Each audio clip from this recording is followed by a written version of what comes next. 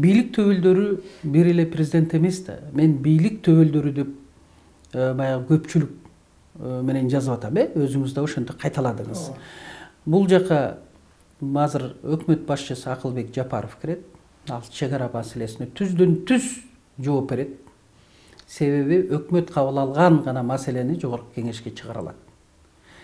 Коопсуздук комитетинин төрагасы Ташиев чыгарган маселени жогорку кеңеш кабыл албайт ратификацияга. Экинчи, бул коопсуздук кеңеш төрагасы Садыр Жапаров, анын орун басары Талатбек Масадыков.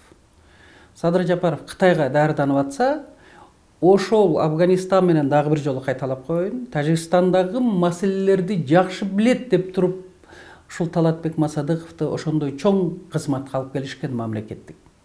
Ошол киши эмне үчүн барбайт, эмне үчүн үн катпайт, эмне үчүн ушул маселеде активдүү, мындай айтканда, ойлорун билдирбейт.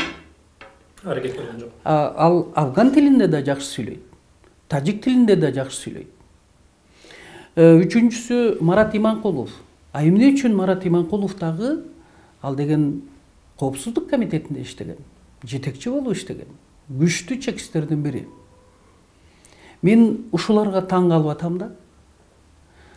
Эгерде үчөө барганда, Камчыбек Ташиев, Марат Иманкулов, Талатбек Масадыков үчөө барганда, Ташиевке балким жеңил болот эле.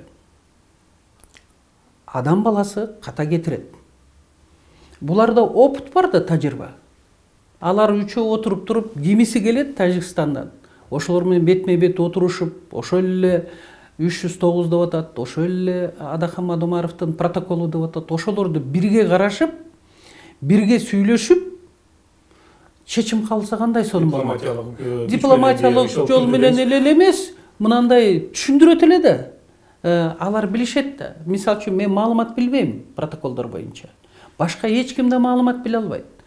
Биз болгону өзүбүздүн сунушубузду гана айтып атабыз. Анткени биз протоколдордогу баягы чечимдерди билбейбиз. Эмне деп. Ошон үчүн бийликтегилер албетте бизден караганда 1000 эсе баарын билишет. Ошон үчүн биз сунушубузду гана, көз карашыбызды гана саясатчы катары айтып чектелип атабыз.